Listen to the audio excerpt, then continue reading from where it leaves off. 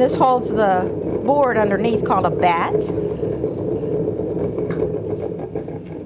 And then I start throwing the pot.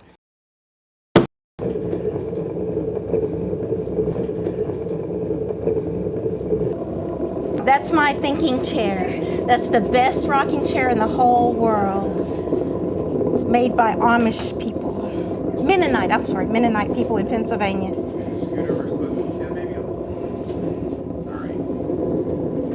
And once I get centered, then I'm ready to start the pot and drop an opening. And when you get down to the depth that you want the pot to be, you'll slide your fingers over, and that clay just opens up for you. Do all pots start the same way? They all start with centering, all the thrown pots. I make pots with slabs, I make pots with extrusions. We use a lot of different formative techniques, but all thrown pots will start just this way. I call myself a wheelaholic. I love throwing pots. Is that fun? Yeah, I've been throwing pots over 32 years, and I truly love making pottery. I didn't discover it until later in life, but from the very first day, I knew I was born to be a potter. I truly did. And so you're using a sponge to keep it real moist? Mm-hmm. The clay essentially has to slip through your hands, and you control the speed and keep it moist and keep it balanced. There you go. Okay, now we're going to lean it out just a little bit, and then we're going to walk it out with the stick. Here we go. And you'll see why I love this technique. We're going to give it, these are called pulls. And I'm going to give it one more pull, and then it's ready to come out. And the clay holds its form. The clay has such amazing wet strength. You would never believe a pot could do this. And I'm just laying that bowl out there. And I'll lay it out 2 or 3 times, and then I'll let it rest. And I'll come back and lay it out again in about an hour. What's the, you letting it dry a little bit? You let it dry a little bit, and then you press it back down one more time. Although you don't have to do that, that keeps it just a little bit flatter and enriches the shape just a little bit more. There you go. And later I'll push that little bit up right there, or I'll incorporate it and make it part of the design.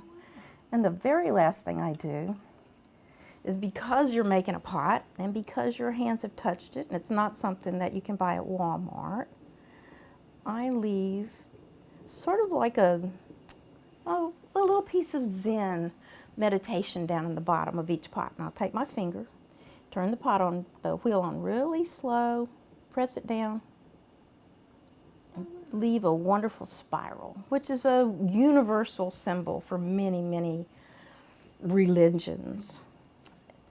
There you go. Clean it up so you don't have a sharp edge. And I won't touch that again till after the firing. That's never going to be altered. There you go. It's beautiful. Yeah.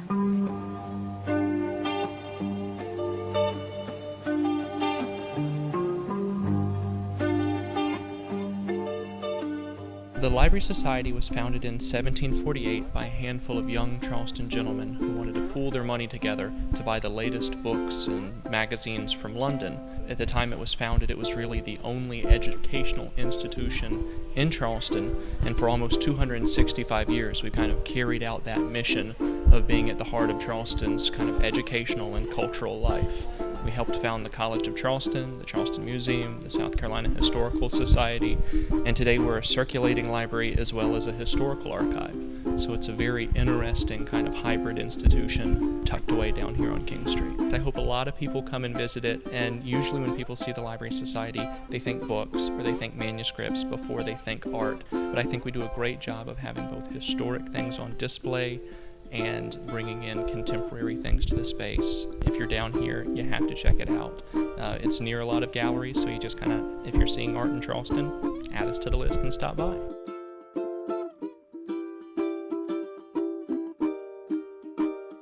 We have many painters that are fabulous. For instance, John Trainer, that you're standing next to, is a Lifetime Achievement member of the Salmagundi Club, and has won so many awards, hangs in many museums. Most of our painters either hang in museums, run ateliers, are designated as living masters. Some of the best painters alive in North America. So everybody has kind of a seminal moment in their life as a gallery owner. And one of the big deal moments for me was when we were able to represent Scott Christensen. This painting, Life, he did for us. It's a St. Simon Island. It's a tonalist painting. It is unusual for Christensen because he normally paints his home stomping grounds, which are the Tetons, or he'll do a lot out in the Pacific. We're fortunate enough to have a painting of something east of the Rockies and something very relevant to the Low Country, which he did for us. It is an unbelievable painting. And so most significant works, this is right up there in absolute star land. I would say so. Yeah, he's a rock star painter. You know, there's thousands and thousands of people that follow him and take painting lessons from him, and he's just wonderful. And you said you actually had someone come in that sat here.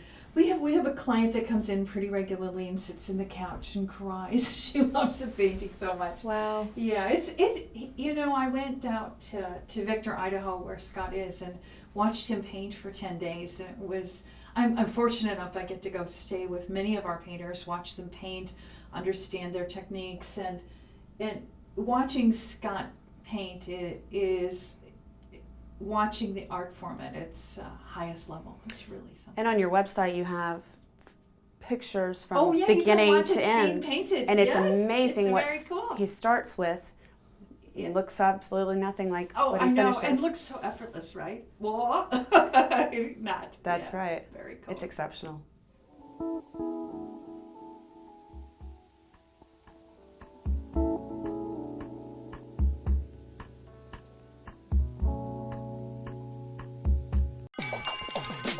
Attention women, here's a store that's all about you because it's all about the shoe. The Shoe Ferry, the hottest location for stunning shoes, awaits you on your way to Sullivan's Island in Mount Pleasant, featuring fabulous footwear.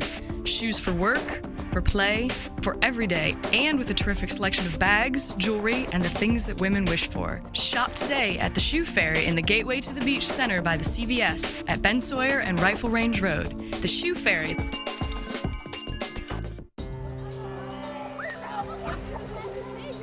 Imagine a world without abuse. It is possible that the day will come when abuse will go. StopAbuseCampaign.org believes that by working together, we will end abuse within the next 25 years. Because one more generation of abuse is one too many. Find out how you can be a part of the solution. Go to StopAbuseCampaign.org and take the pledge.